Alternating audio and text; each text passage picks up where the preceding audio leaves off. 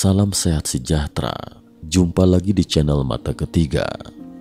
Pada tahun 2006 silam, seorang Amerika bernama John Strzelecki menerbitkan buku unik berjudul The White Cafe. Disebut unik karena konon hampir semua orang yang membaca buku ini mengundurkan diri dari pekerjaannya dalam tempo 3 bulan. Mengapa? Berikut kita telusuri sejenak buku The White Cafe ini. Protagonis dari The White Cafe adalah seorang pria bernama John yang sebenarnya merupakan penulisnya sendiri. Suatu hari, John mengalami kemacetan parah di jalan raya. Karena tidak bisa berbuat apa-apa, ia pun kesal dan hilang kesabarannya. Jadi John langsung menjalankan mobilnya melewati jalur median menuju jalan kecil. Tak disangka, 1 jam kemudian John tersesat sampai di suatu tempat yang asing dan tidak berpenghuni. Kemudian, ketika hampir kehabisan bensin, John tiba-tiba melihat sebuah gedung atau kafe yang aneh, yaitu The White Cafe. John yang sudah kelaparan pun segera memarkir mobilnya dan berjalan masuk ke dalam kafe. Lalu, seorang pramusaji menyodorkan menu yang aneh. Di belakang menu tertulis sebaris kalimat, "Harap merenung sejenak sambil menunggu pesanan. Mengapa Anda di sini? Apakah Anda takut mati? Apakah Anda puas?" Lalu dari ketiga pertanyaan tersebut, John menikmati malam yang panjang di kafe ini. Di sepanjang malam itu, John ngobrol dengan beberapa orang sambil makan. Hingga keesokan paginya, John akhirnya menyadari sesuatu. Apa yang disadarinya? Yaitu purpose for existing atau tujuan keberadaan, disingkat PFE. Menurut John sang penulis, selama kamu tahu apa PFE atau tujuan keberadaanmu itu, maka kamu tidak akan bingung dan tersiksa secara batin lagi. Tapi kamu harus tahu dulu apa yang dimaksud dengan purpose for existing, PFE atau tujuan keberadaan itu. Singkatnya, PFE adalah tujuan keberadaan atau misi keberadaan seseorang yang eksis di dunia ini.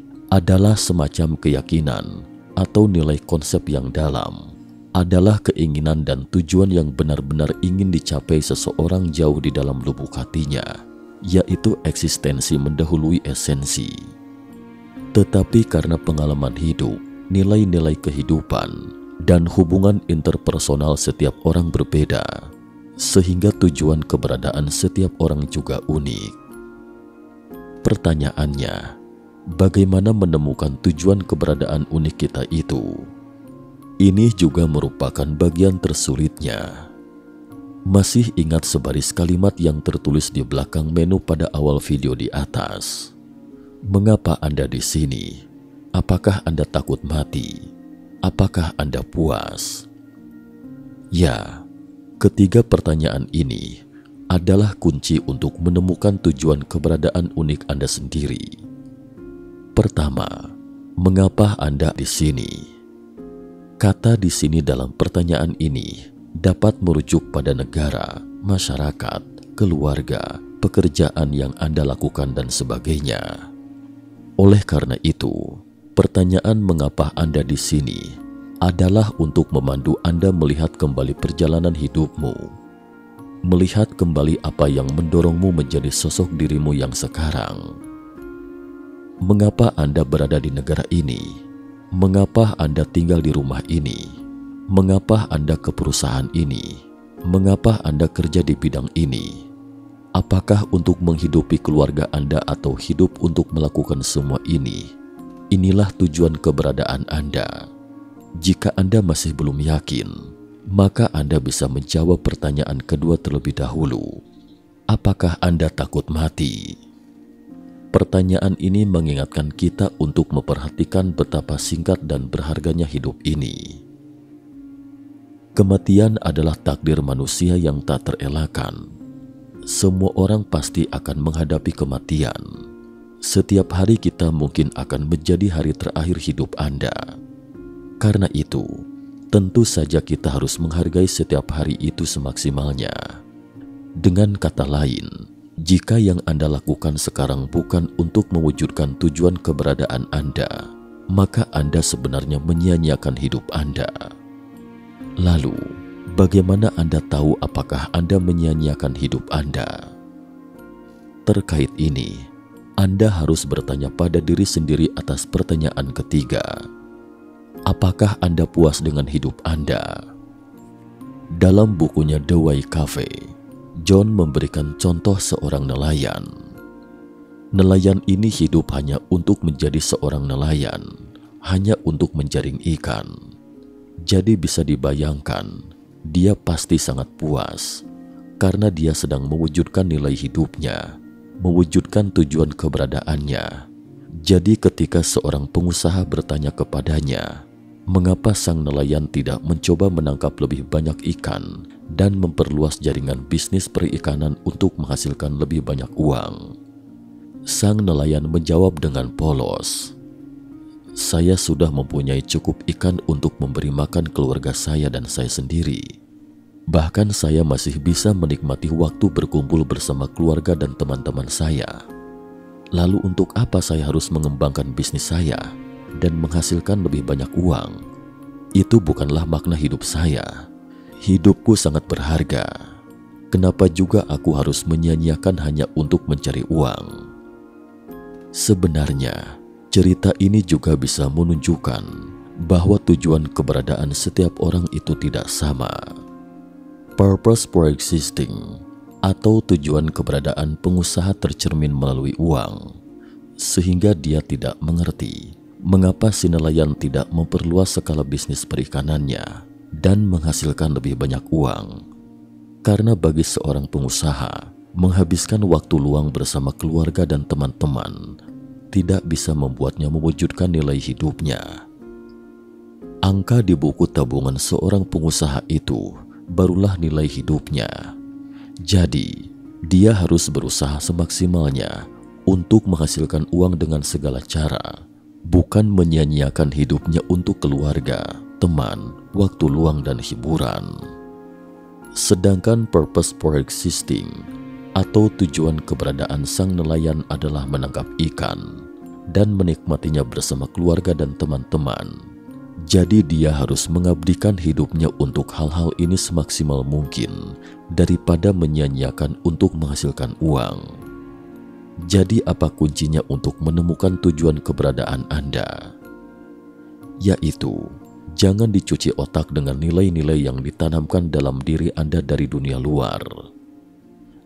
Anda harus memperhatikan keinginan Anda dari lubuk hati yang paling dalam. Raih apa yang sebenarnya yang Anda inginkan. Jangan terpengaruh oleh orang lain. Hanya dengan cara inilah Anda baru bisa menjalani kehidupan bahagia dan bermakna. Coba kita bayangkan sejenak, jika kita menanyakan ketiga pertanyaan tersebut kepada nelayan, dia pasti akan menjawab seperti ini. Mengapa kamu berada di sini? Saya ke sini untuk menjadi nelayan. Apakah kamu takut mati? Tentu saja saya takut mati. Karena itulah saya menjadi nelayan ketika ada kesempatan. Apakah Anda puas dengan hidup Anda saat ini? Ya, saya sangat puas. Sampai di sini, yakin teman-teman setidaknya tahu apakah kamu adalah nelayan itu atau bukan. Jika bukan, ini artinya Anda harus merenungkan kembali hidup Anda. Tentu saja, Anda mungkin akan menampik pernyataan di atas, mengatakan bahwa saya memang bukan hidup untuk melakukan pekerjaan ini. Saya tahu tujuan keberadaan saya perlu diwujudkan dengan melakukan hal-hal lain.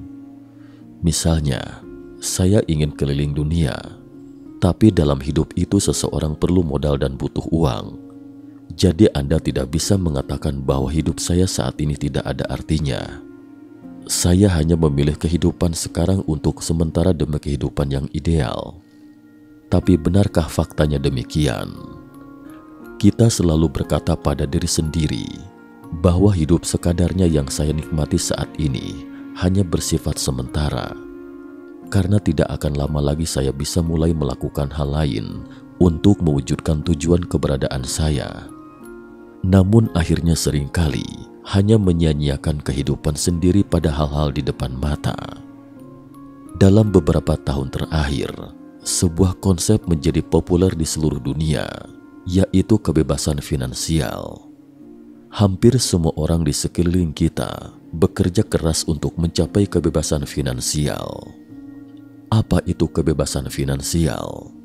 Sederhananya, kebebasan finansial adalah salah satu tujuan yang banyak diidamkan oleh banyak orang, yaitu keadaan di mana Anda memiliki kendali penuh atas keuangan Anda.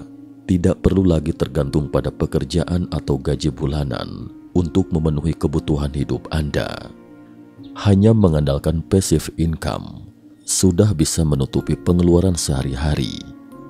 Jika dalam kondisi ini, maka bisa disebut kebebasan finansial. Misalnya Anda memiliki properti. Dengan menyewakan properti tersebut, Anda bisa mendapatkan penghasilan yang lebih dari cukup untuk pengeluaran harian Anda dalam sebulan. Jika kondisinya seperti ini, di mana meskipun Anda tidak harus bekerja, juga masih punya cukup uang untuk dibelanjakan dan bahkan memiliki saldo, jadi selamat, Anda sudah termasuk mencapai kebebasan finansial. Namun bagaimanapun juga, hanya segelintir orang yang telah mencapai kebebasan finansial seperti ini. Menariknya, sebagian besar orang beranggapan bahwa kebebasan finansial merupakan persiapan yang diperlukan untuk mencapai purpose for existing atau tujuan keberadaan. Misalnya, kita sering mendengar orang berkata, "Nanti setelah pensiun, saya akan keliling dunia. Setelah pensiun, saya akan belajar melukis. Setelah pensiun, saya akan menulis buku dan sebagainya." Dengan kata lain, di mata orang-orang ini, mencapai kebebasan finansial berarti jalan-jalan keliling dunia, belajar melukis atau menulis. Tapi benarkah demikian? Tentu saja tidak. Pengalaman pribadi John Strelecky, penulis The Why Cafe, dapat membuktikan hal ini. John pernah bekerja sebagai administrasi di sebuah perusahaan dan menerima gaji setiap bulannya. Karena atasannya memberikan gajinya setiap bulan, ini menunjukkan bahwa pekerjaannya memang menciptakan nilai hidup. Tapi John sama sekali tidak bahagia, karena hal sebenarnya yang ingin dia lakukan adalah keliling dunia, bukan melakukan pekerjaan administratif di perusahaan. Jadi walaupun dia menciptakan nilai-nilai dalam pekerjaannya, namun nilai tersebut bukan tujuan keberadaannya.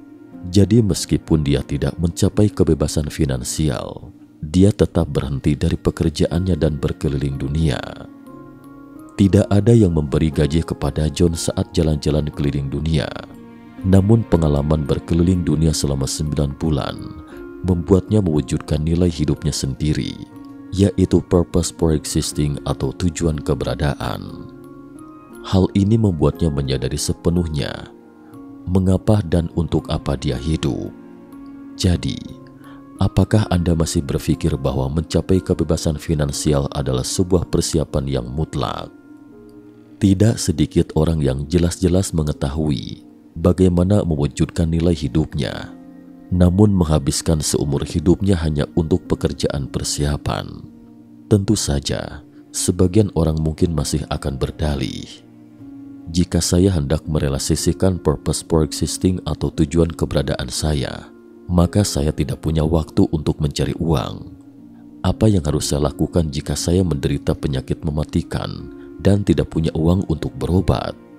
Kalau begitu, coba Anda bayangkan sejenak. Jika dokter memvonis Anda menderita penyakit mematikan dan hanya bisa hidup 3 bulan lagi, apakah Anda akan menggunakan 3 bulan ini untuk mencari uang?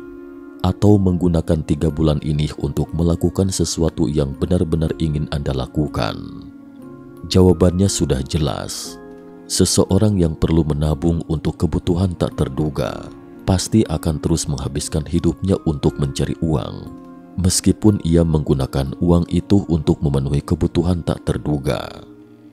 Tentu saja tidak dapat dipungkiri bahwa tidak bisanya purpose for existing itu terwujud memang dibatasi oleh beberapa kondisi objektif.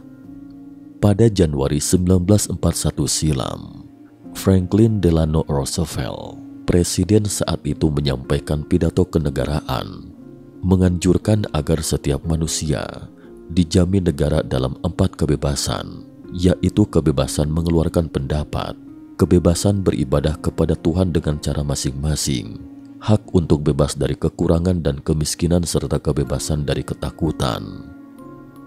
Purpose for existing tentu lebih mudah untuk diwujudkan dalam suatu masyarakat berasaskan 4 kebebasan ini.